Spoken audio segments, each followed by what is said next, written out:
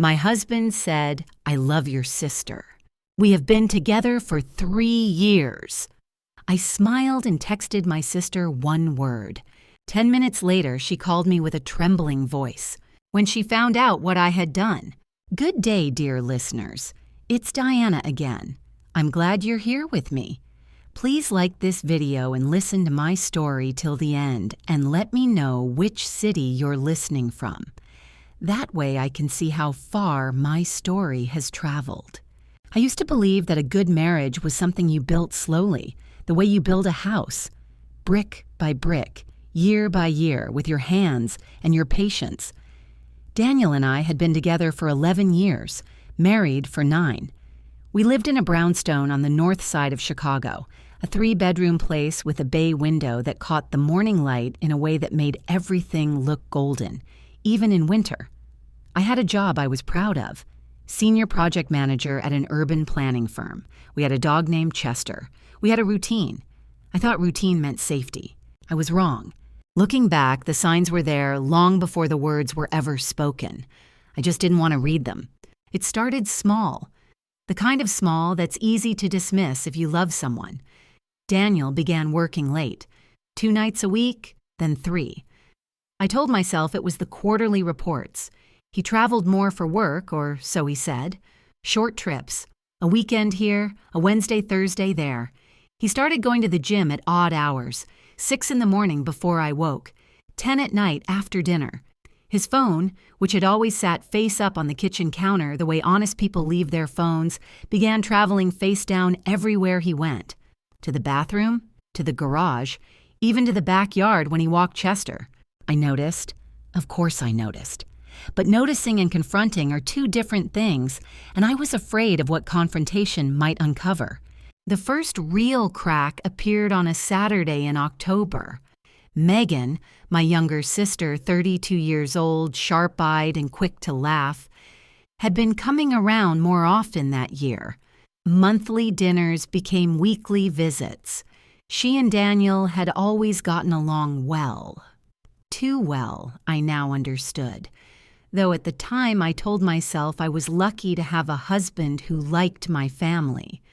She'd arrive with wine and that easy smile she'd had since childhood, and the 3 of us would sit in the kitchen talking until late. But I began to notice the way she laughed at his jokes. A half-second too long, a degree too warm. The way her eyes found him across the table when she thought I wasn't watching. I told myself I was imagining it. I told myself that's what jealous women did. They invented things, destroyed good relationships with invented things. I refused to be that woman. Then came November, a cold Tuesday. I came home early from work with a migraine, the kind that sits behind your left eye like a fist. Daniel was supposed to be at a team dinner downtown. The house was dark when I pulled into the driveway. I went inside quietly, dropped my bag, and walked toward the kitchen to get water. And heard his voice.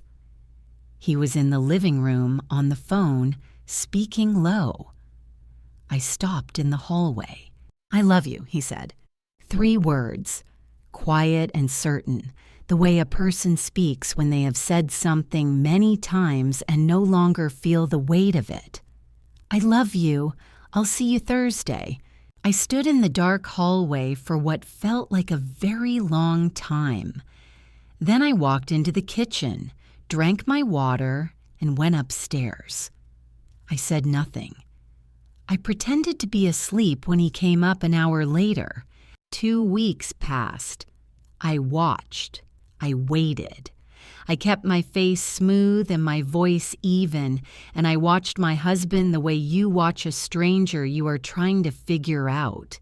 Then came the evening that changed everything. We were in the kitchen after dinner. Chester was asleep by the radiator. The dishes were done.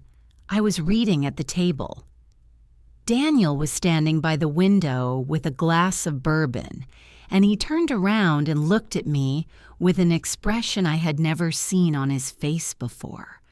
something between relief and cruelty, as if he had been carrying a weight and had finally decided to set it down on me instead.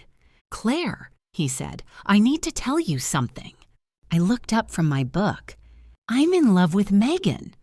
He said it evenly, clearly. "We've been together for 3 years." The room didn't spin. That surprised me. I had always imagined that a moment like this would knock the floor out from under you, that you would feel it physically like a car accident. But instead, I felt very still, very cold, the way water feels just before it turns to ice. I looked at my husband's face. I looked at the bourbon in his hand. I looked at Chester sleeping by the radiator, unaware that the world had just changed shape. Then I smiled. I don't know where the smile came from. It wasn't happiness and it wasn't performance. It was something older and quieter than either of those things. I reached for my phone, opened a message to Megan, and typed one single word: caught. I hit send. Then I set the phone down on the table, folded my hands, and waited. Daniel stared at me. He had expected tears, maybe screaming. What he got was silence and a smile that didn't reach my eyes, and I could see that unnerved him more than anything else would have. "Did you hear what I said?" he asked. "I heard you," I said. He waited. I didn't give him anything else. After a long moment, he set his glass down and walked upstairs. I sat at the kitchen table alone while Chester breathed slowly by the radiator, and I did not cry. Not yet. That came later, upstairs in the guest bathroom with the door locked and the shower running, where I sat on the cold tile floor and let it come. The grief, the rage, the humiliation of it. 3 years. 3 years I had cooked dinners and traveled to his mother's house for Thanksgiving and defended him to colleagues who said he was cold. And for 3 years, he had been choosing my sister over me in the most intimate, deliberate way a person can choose someone. 10 minutes after I sent that one-word message, my phone rang. Megan's name on the screen. I let it ring for a moment, then I answered, "Claire." Her voice was shaking. What did he tell you?" "Everything," I said, which was not entirely true yet, but it would be. A silence so complete I could hear her breathing. "I'm so sorry," she whispered. And then she said the thing that told me everything I needed to know about where her loyalties actually lived. "Please don't do anything crazy." Not, "I love you, I'm ashamed, I've destroyed something irreplaceable." Not, "You deserve better than this." What she said in the first 30 seconds after being caught was, "Please don't do anything crazy." I hung up. I sat on the bathroom floor for another hour. And in that hour, I moved through the grief and out the other side of it into something clearer and colder.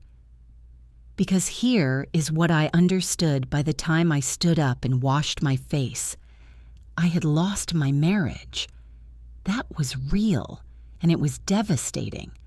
But I had not yet lost everything else. The house, the finances, the future, my dignity. Those things could still be protected if I was careful and if I was fast. I was a project manager. I managed complexity for a living. I broke large problems into phases, assigned resources, tracked dependencies, mitigated risk. What had just happened to me was the largest project I had ever faced, and I was going to manage it properly. The first thing I did the next morning, a Wednesday, Daniel already gone when I woke, which told me he had spent the night in the guest room and slipped out early, was sit down at my desk with a legal pad and write across the top, what I know, what I need, what I must do. Under what I know, Daniel had admitted to a 3-year affair with Megan. He had told me himself, which meant he had probably already decided to leave, which meant he had probably already taken steps I hadn't seen. Under what I need, documentation, legal advice, financial records, evidence that would hold up if this became contested. Under what I must do, move quietly. Tell no one yet. Do not confront Daniel again until I had everything in place. I opened my laptop. I spent 3 hours that morning reviewing our joint financial accounts, checking, savings, the investment portfolio we'd built together over 9 years. What I found made my stomach tighten. Over the past 18 months, Daniel had been making regular transfers to a personal account I had not known existed. Small amounts at first, $300, $500. But they had grown. In the last 6 months, the transfers averaged $2,000 a month. $12,000 moved quietly, methodically, as if he had been preparing for exactly this moment. He had been building an exit while I was still setting the table for dinner. I printed the statements. I put them in a plain manila folder and locked it in the fireproof box in my closet where I kept our passports and birth certificates. Then I showered, dressed, and went to work. I smiled at my colleagues. I attended a 2-hour meeting about a zoning development on the west side. I answered emails. I performed normalcy with the precision of someone who had decided that normalcy was now a tactical tool.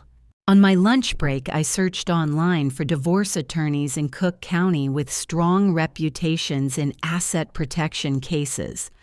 I made a list of 4 names. I called 3 of them before the afternoon was over. Only one called back before the end of the day. Her name was Patricia Moore.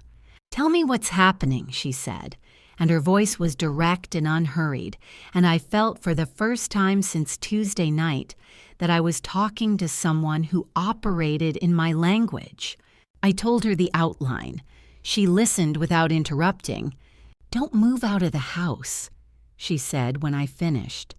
"Don't confront him about the money yet.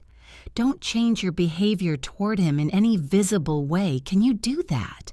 "Yes," I said. "Come see me Friday morning," she said. "Bring everything you have." I hung up and looked out my office window at the gray Chicago afternoon. Daniel thought he had delivered a blow. He thought he had landed the first hit in a fight he had been preparing for while I wasn't watching. What he didn't know was that I had just decided to stop not watching. Friday came with sleet and a low gray sky, the kind of Chicago morning that makes the city feel compressed and serious. I drove to Patricia Moore's office on Michigan Avenue, parked in a garage 2 blocks away, and walked in with my manila folder and a small notebook I'd been filling since Wednesday. Patricia Moore was 51, trim, with steel gray hair cut short and reading glasses she pushed up to her forehead when she wasn't using them. Her office was orderly in the way that communicated competence rather than decoration. She shook my hand, poured 2 cups of coffee without asking whether I wanted one, and sat down across from me. We spent 90 minutes together. I laid out everything I had: the bank statements, the timeline of transfers, the dates of Daniel's trips that I had cross-referenced against his calendar, which I'd had access to through our shared family app, an access point he had apparently forgotten. Patricia read carefully. She asked precise questions. She made notes in a yellow legal pad. "The transfers are significant," she said. In Illinois, marital assets dissipated during the period of infidelity can be argued as a factor in distribution. The fact that these transfers correlate with the duration of the affair is something we can use. "Can I get everything?" I asked. She looked at me over her glasses. "The house is in both names. You've been the primary income earner for the last 4 years, correct?" I nodded. My salary had climbed steadily while Daniel's had plateaued after a company restructuring. He made good money, but I made more. "Then you have a strong position," she said. "File first. Don't let him control the narrative." I walked out of that office feeling something I hadn't expected. Clarity. Not happiness. It was too early for that. But the specific relief of someone who has stopped being passive and started being deliberate. The problem was that deliberate actions leave traces. I must have made a mistake somewhere. A call I didn't think through, a search I ran on a shared network, something small that I hadn't accounted for. Because by Sunday, the atmosphere in the house had changed. Daniel had been moving around me carefully since his confession, sleeping in the guest room, leaving early, coming home late, as if he were waiting to see what shape my reaction would take. But on Sunday evening, he came into the kitchen while I was making tea and stood in the doorway watching me with an expression I recognized from 11 years of marriage. Calculation. "Have you talked to anyone?" he asked. "About what?" I said, and kept my voice neutral, my eyes on the kettle. A pause. "About us." "No," I said, which was technically accurate. Patricia was bound by attorney-client privilege and didn't count as anyone in the social sense. He nodded slowly and went back upstairs. That night, my phone buzzed. A text from Megan. "Can we please talk, just the two of us?" I didn't answer, but the text told me something important. They were communicating. They were coordinating. Whatever story they were planning to tell, to our parents, to our shared social circle, perhaps to a court, they were building it together, which meant I needed to move faster than I had planned. On Monday, I did something I had been considering since Wednesday. I hired a licensed private investigator, a woman named Janet Cruz, referred to me by Patricia, and gave her Daniel's schedule and the addresses I suspected he was using when he said he was working late or traveling. I felt strange doing it, clinical almost.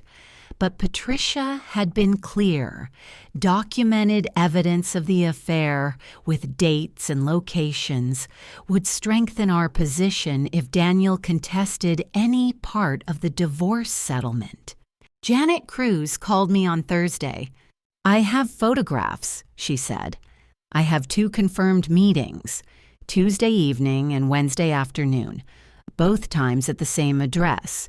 An apartment on Dearborn, registered to a Megan Holt." I sat very still. Megan had an apartment I didn't know about. Of course she did. She had told our parents she was renting near her job, but the address was 6 blocks from our house. 6 blocks. They had been meeting 6 blocks from where I slept. "Send me everything," I said. The file arrived within the hour. Time-stamped photographs, an affidavit confirming the investigator's observations, a note of the vehicle registration confirming it was Daniel's car.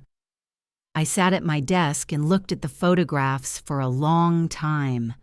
My husband and my sister walking into a building together, his hand on her back. There it was, not a suspicion, not an inference, evidence. I forwarded everything to Patricia. Then I opened my desk drawer and took out the divorce petition Patricia had drafted on Friday. I had held off filing it, waiting. Now I understood that waiting was over. I signed it. Patricia filed on Friday afternoon. Daniel was served the following Tuesday morning at his office by a process server. He called me 47 minutes later. I let it go to voicemail. The voicemail was 3 words. "What did you do?" I listened to it once. Then I saved it to a folder I had labeled Documentation. The papers being filed changed the texture of everything. What had been a cold, private war suddenly had legal coordinates. Daniel retained an attorney by Wednesday, a man named Gregory Falk, whom Patricia described to me as aggressive and transactional. The fact that Daniel had a lawyer on the phone within 36 hours of being served told me everything I needed to know. He had been preparing too, just not as far ahead as I had. The first move Falk made was a letter to Patricia arguing that the house should be considered a shared asset under equal terms, citing Daniel's 9 years of contribution to the household. Patricia responded with documentation of my income over the same period. It was the opening of what would clearly be a long and unpleasant conversation. What I hadn't prepared for was Megan. She came to the house on Thursday evening. I heard the knock and looked through the sidelight window and saw her standing on my porch in a winter coat I recognized. I had been with her when she bought it 2 Christmases ago. I stood in the hallway for a moment. Then I opened the door. She looked thinner than the last time I had seen her. There were shadows under her eyes. She opened her mouth and I raised one hand. "Don't," I said. "Claire, please." "You are not welcome in this house," I said. My voice was even. It surprised me. "If you need to speak to me about anything related to the legal proceedings, you can go through my attorney. Her name is Patricia Moore and her number is on file." Megan's expression shifted. The remorse gave way to something harder. "You're being dramatic," she said. "This is real life, not a movie. We are family, and we need to sit down and talk like adults." "I'm not being dramatic," I said. "I'm being precise." I closed the door. She knocked again. I walked away. But then came Saturday, and Saturday was different. Daniel came home. He'd been collecting clothes in shifts, like someone dismantling a life one bag at a time. And instead of taking what he came for and leaving, he sat down at the kitchen table and put his phone face up between us. On the screen was a screenshot of a text exchange. My texts with Sandra, my closest friend from college, to whom I had finally, cautiously, said something about what was happening. "You told Sandra that I was hiding money," he said. "That's defamation." I looked at the screenshot. I felt my stomach tighten. I didn't know how he had gotten it. "I told a friend the truth," I said. "If you keep doing this, talking to people, poisoning our social circle, Gregory will file for damages." He leaned forward. "I know about the investigator, Claire. I know you had someone follow me. That's harassment. Gregory can make that very uncomfortable for you." I looked at my husband. I thought about the 19 photographs Janet Cruz had sent me. I thought about the $12,000 moved quietly out of our joint accounts over 18 months. "Go ahead," I said. He hadn't expected that. The certainty in my voice threw him. He picked up his phone. He left. That night, Megan called. Not me, but my mother. I found out the next morning when my mother called me, her voice confused and careful. "Megan told me some things," she said. "She says you hired someone to spy on Daniel? She says you're trying to take everything from him. She sounded very upset." "Mom," I said, "I need you to trust me for a little while longer. I promise you that when this is over, you will understand everything." A pause. "Okay, sweetheart," she said softly. That was the moment I realized the antagonists had expanded their theater of war. They were going to their family now, trying to shape the story before I could. The realization was infuriating, and then it was clarifying. I called Patricia. I relayed the kitchen confrontation and the threat about the investigator. "They're bluffing," she said. "Hiring a licensed PI in the course of documenting infidelity for a divorce proceeding is completely legal. They know that. The threat is meant to frighten you into pulling back." "It didn't work," I said. "Good. Keep documenting everything. Every contact, every threat, every conversation, dates, times, exact words." After I hung up, I went upstairs and drew a bath and stayed in it until the water went cold. I was exhausted. Not physically, but in some deeper register, the place where you store the effort of remaining steady when everything around you is trying to make you shake. I gave myself the weekend. I let myself feel the full weight of what had happened. The marriage, the sister, the years, the quiet, incremental betrayal of it all. I cried properly without the shower running to cover the sound because there was no one in the house to hear me anymore. By Monday morning, I was ready again. The temptation came from an unexpected direction. It was a Tuesday, 3 weeks after the papers had been filed. I was at my desk at work when my email pinged with a message from an address I didn't immediately recognize. It took me a moment to place it. It was Daniel's mother, Ruth Whitman. Ruth and I had always had a cordial relationship, the careful warmth of two women who understood they were necessary to each other because of the man between them. She was 64, a retired school teacher, and she lived in Naperville.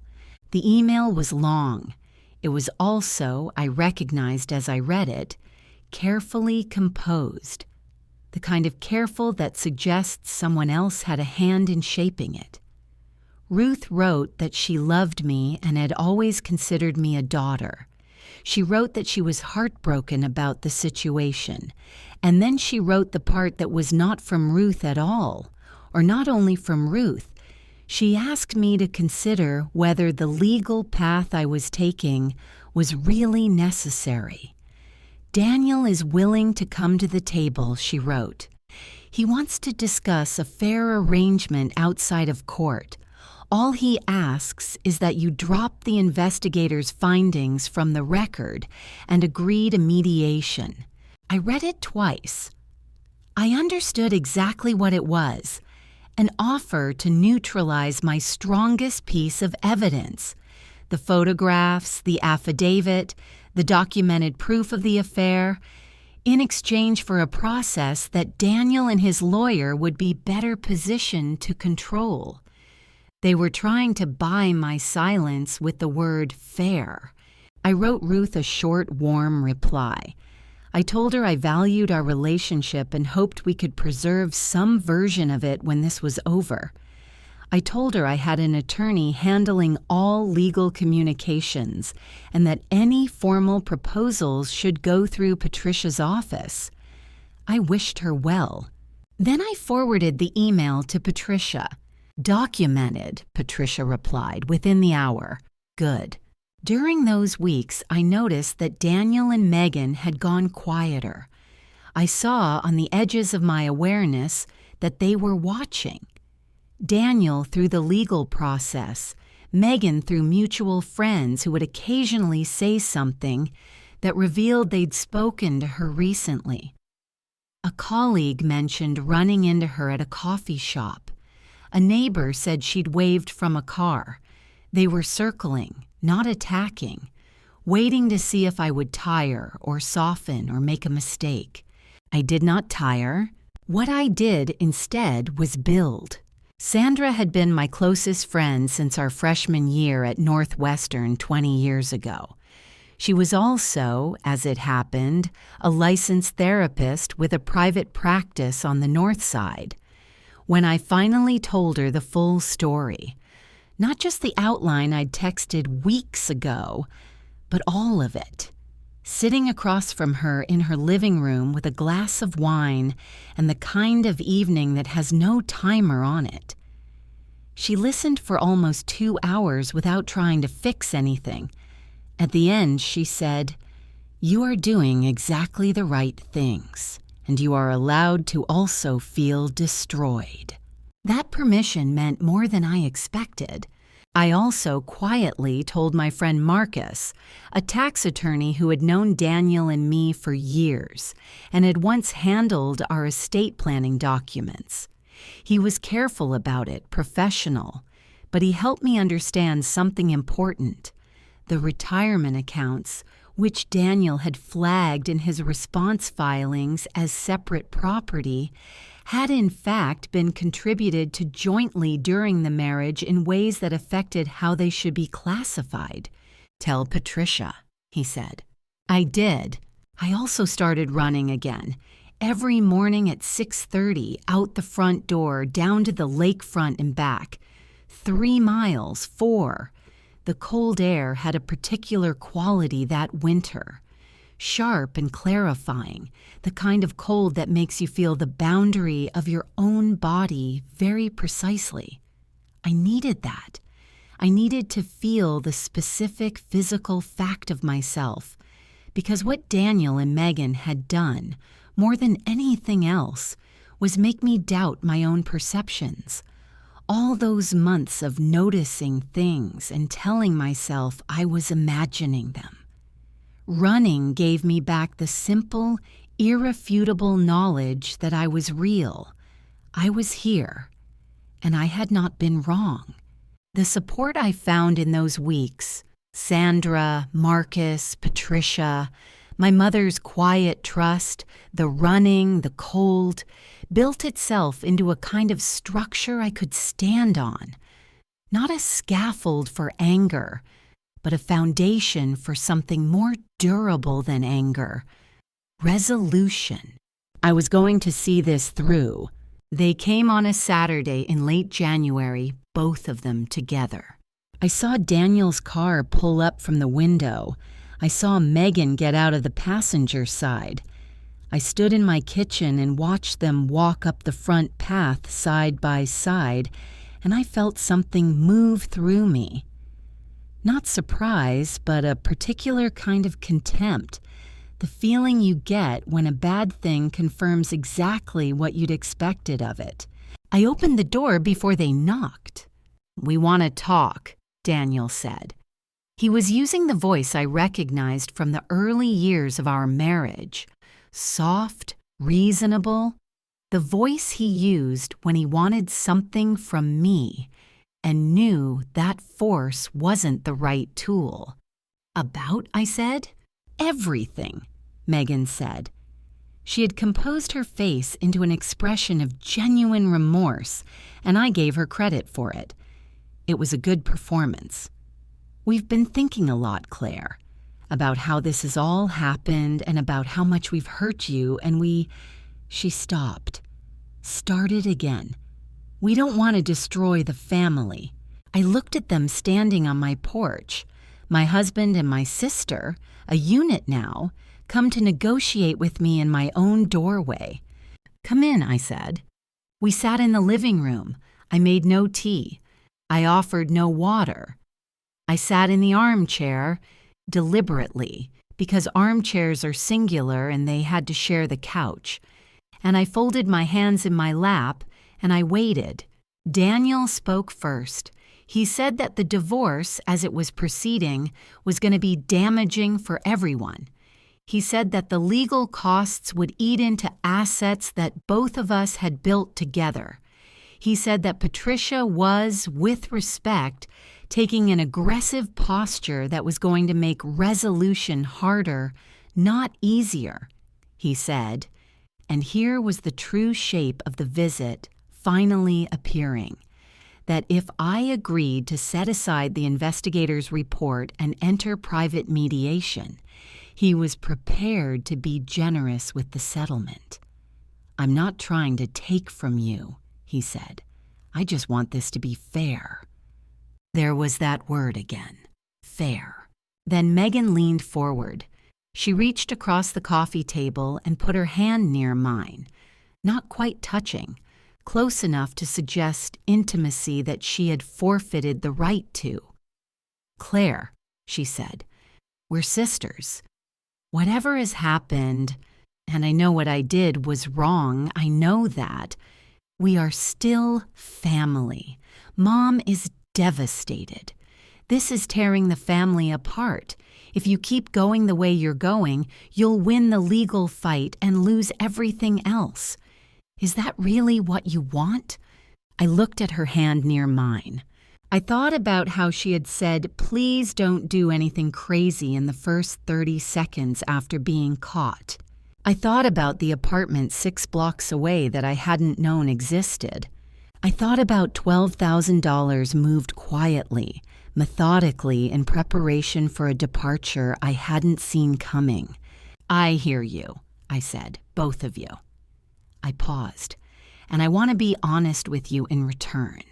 This conversation, the fact that you came here together, the offer to set aside documented evidence in exchange for private mediation, the appeal to family and to my emotions, I'm going to have to tell my attorney about all of it.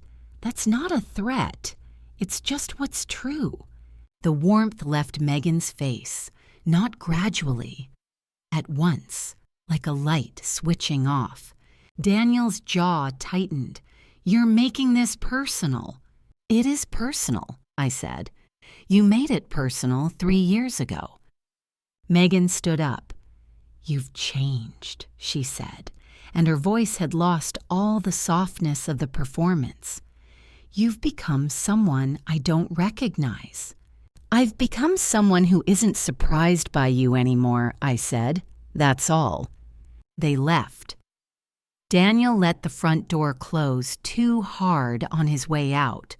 Not a slam, but close enough to be an announcement. I watched from the window as they got into his car. Megan said something. Daniel hit the steering wheel once with his palm. After they drove away, I sat down and let the fear move through me, because it was there, real, physical, a tightening in my chest. They were united, and they were angry, and they had resources. Daniel's lawyer was expensive and combative, and I knew that angry people in contested divorces can do unpredictable things.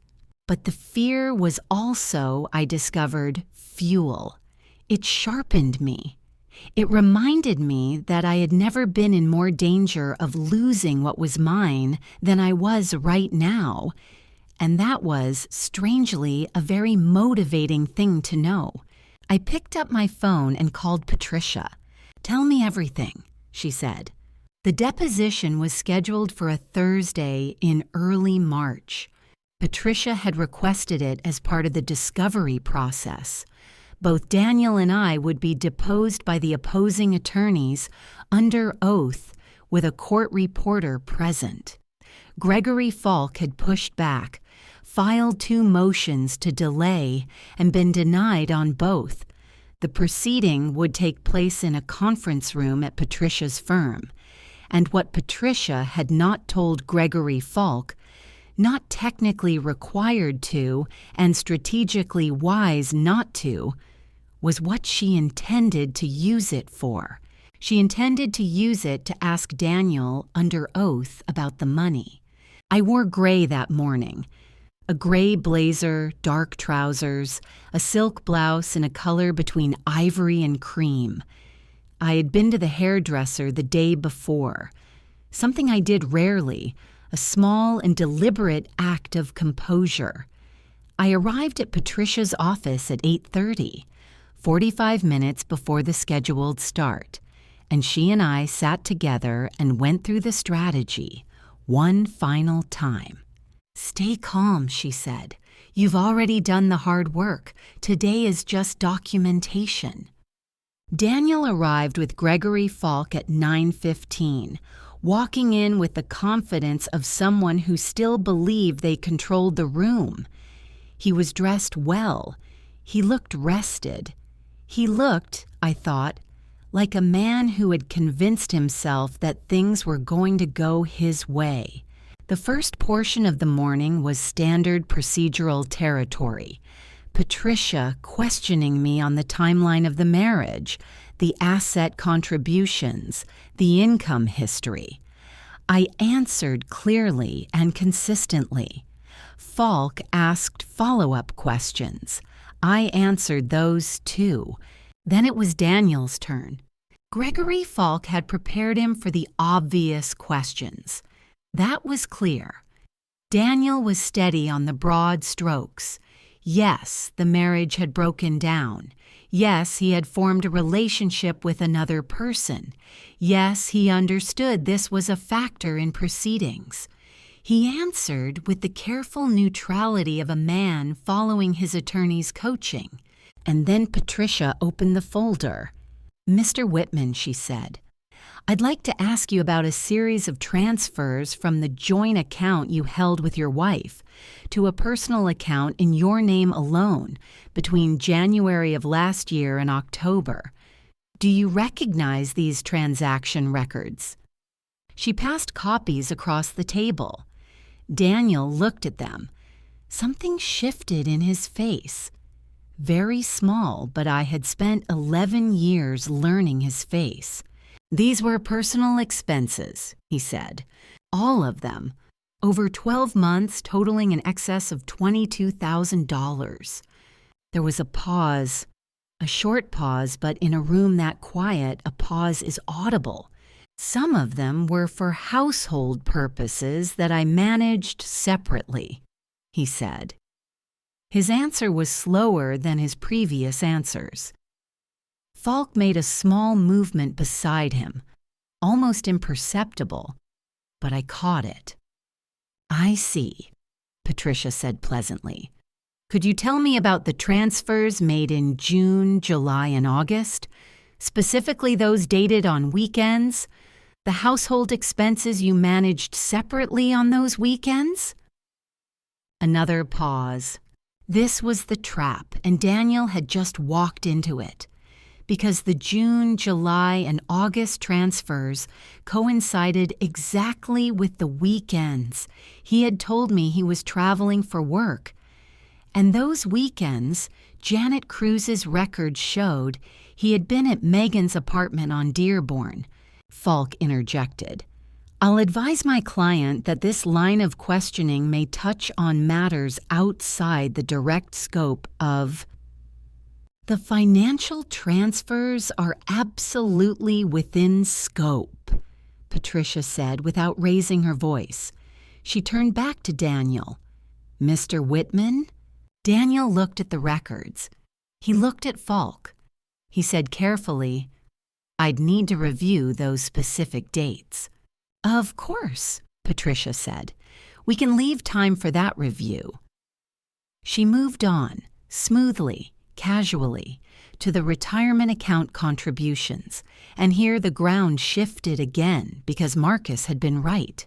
The contributions during the marriage period complicated Daniel's claim to their classification as separate property.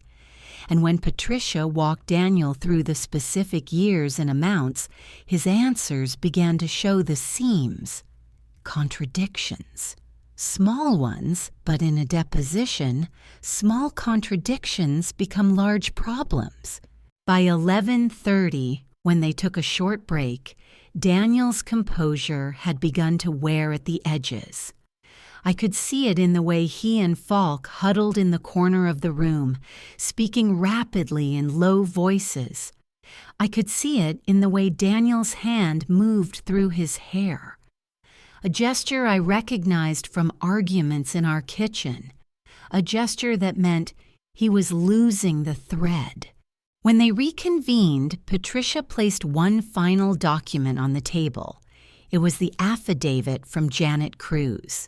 "Mr. Whitman," Patricia said, "the photographic and documentary evidence in this affidavit establishes that the financial transfers we've discussed today correlate, date for date, with meetings at 1240 North Dearborn Street, Chicago, Illinois, an apartment leased by Megan Holt, your wife's sister, and your current partner."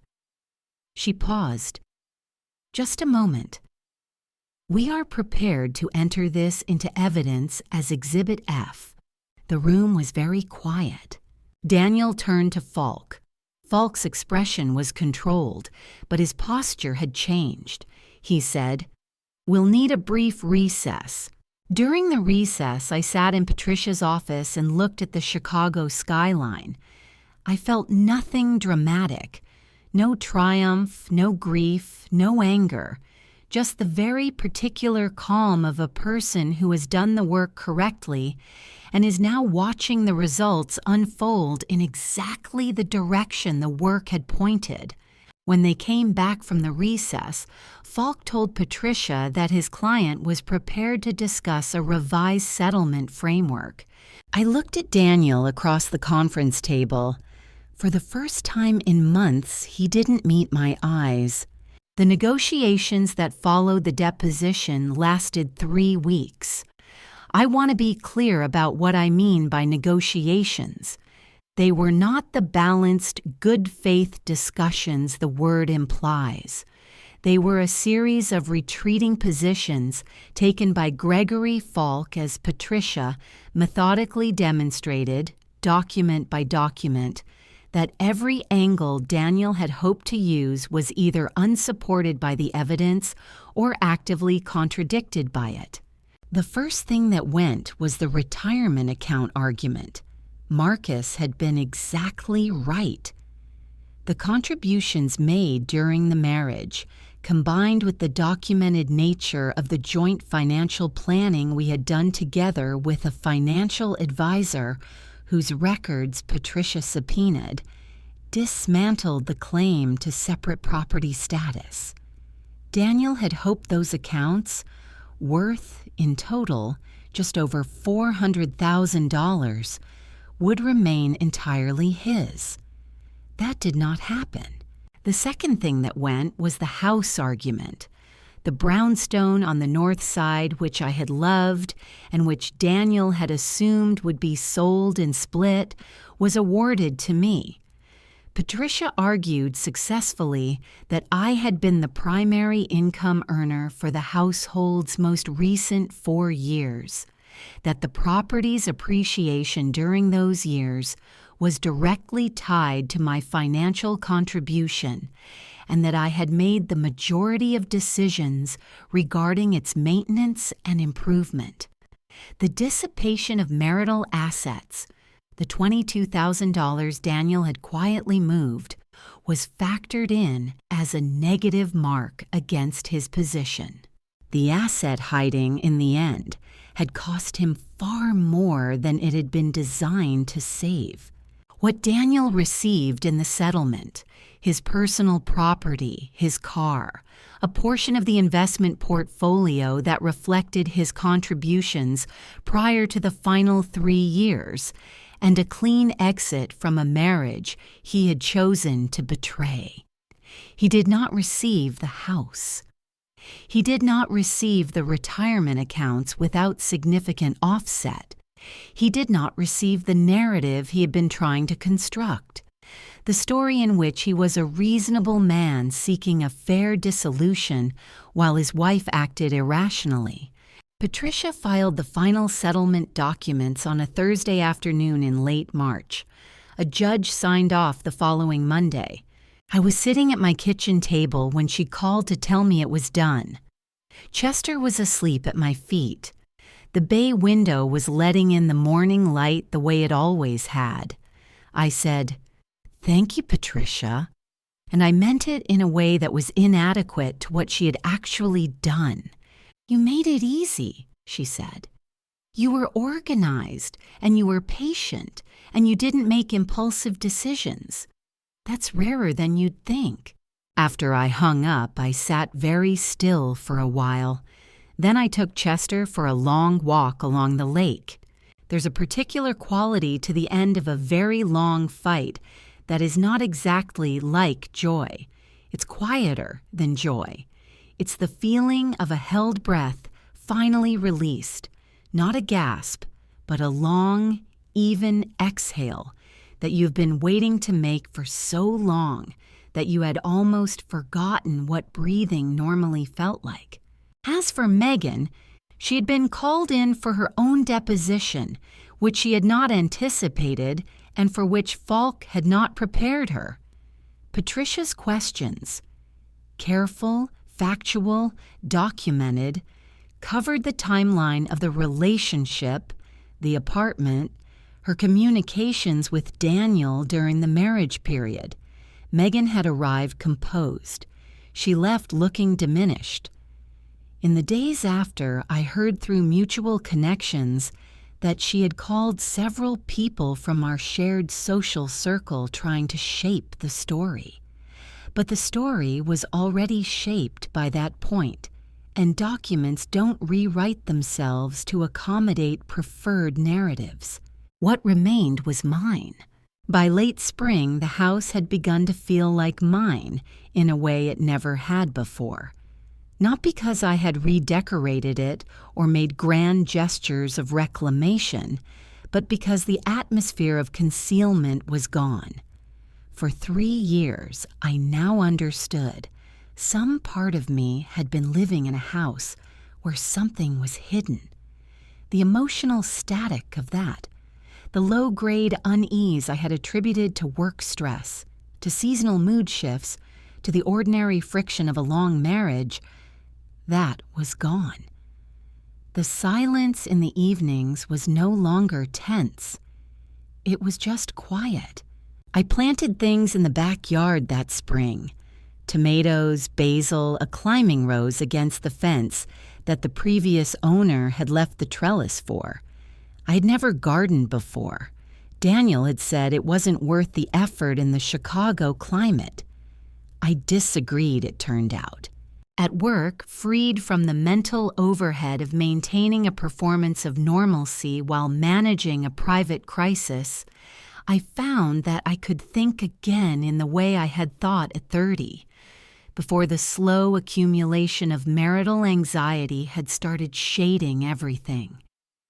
I took on a major project, a mixed-use development on the south side that the firm had been pursuing for 2 years, and drove it forward in a way that earned me a formal commendation from the partners and a significant raise by July. Sandra and I began having standing Sunday dinners, rotating between her apartment and my house. Marcus came sometimes, and a few other friends whose company I had let lapse over the years of a marriage that had slowly contracted my social world. There was a man, I will call him James, because his full story is his to tell, who appeared at the edges of that social circle in the summer, a friend of Marcus's, a landscape architect who spoke carefully and laughed easily, and had never been to Chicago before moving there the previous year. We had dinner together 3 times before I allowed myself to call it dating, and I called it that only to Sandra, cautiously, and she held her enthusiasm to a reasonable level until I was ready for it to be unreasonable. I was not healed. Exactly. I want to be precise about that. Healing from a 9-year marriage and a concurrent betrayal by a sibling is not something that concludes in a season. What I was, by that summer and fall, was functional and oriented forward, and occasionally, in specific moments, standing at the kitchen window, watching the climbing rose, sitting across from James in a restaurant that had good lighting, running along the lake in the early morning when the city was still waking, genuinely happy. My mother and I had a long conversation in July. I told her everything properly with documents I showed her on my laptop while we sat at her kitchen table in Evanston. She was quiet for a long time after. Then she said, "I'm sorry I didn't see it." I told her she shouldn't have had to see it. It had been hidden from her deliberately by the people responsible for hiding it. As for Daniel and Megan, I did not track them obsessively. I heard things occasionally, the way you hear things in a city where you share history with people. I heard that Daniel had moved into a rental apartment in the West Loop. Comfortable. Not the brownstone he had wanted. I heard that the cost of the legal proceeding had been considerably higher than he had anticipated, which was not surprising given that he had thought it would be over quickly on terms favorable to him. I heard that the relationship between him and Megan, freed from the particular voltage of secrecy, was finding the ordinary friction that all relationships find eventually, and that ordinary friction, without the adrenaline of transgression to smooth it over, is a harder thing to sustain. I heard that Megan had lost 2 close friends in the months after the proceedings. Women who had been friends with both of us and who had made their own decisions about where their loyalties sat. I did not ask about her. When her name came up, I listened if the person speaking needed me to, and then I moved on. There is no drama in this part of the story. That is, I think, the point. Chester, for his part, was thriving. He had developed a strong attachment to the tomato plants and had to be discouraged from this attachment regularly. I found this disproportionately very funny. I'll tell you what I learned, and I'll tell it simply. I learned that betrayal has a grammar, that it rarely arrives without a prologue, and that the prologue is written in small signs that we often choose not to read because reading them demands something of us. I choose to read the signs now. That is not paranoia. That is literacy. I learned that the most powerful thing you can do in the moment of a blow is not react. Not because silence is weakness, but because clarity requires stillness, and you cannot strategize in chaos. And I learned that the right kind of support, legal, personal, professional, is not a luxury for people in crisis. It is infrastructure. Build it before you need it. If someone told you tomorrow what Daniel told me in that kitchen, what would you do? Would you break? Or would you plan? If this story moved you, if it made you think, share it, leave a comment. Tell me what you would have done differently. And if you want to hear more stories about women who chose strategy over collapse, subscribe. Thank you for listening. It means more than you know.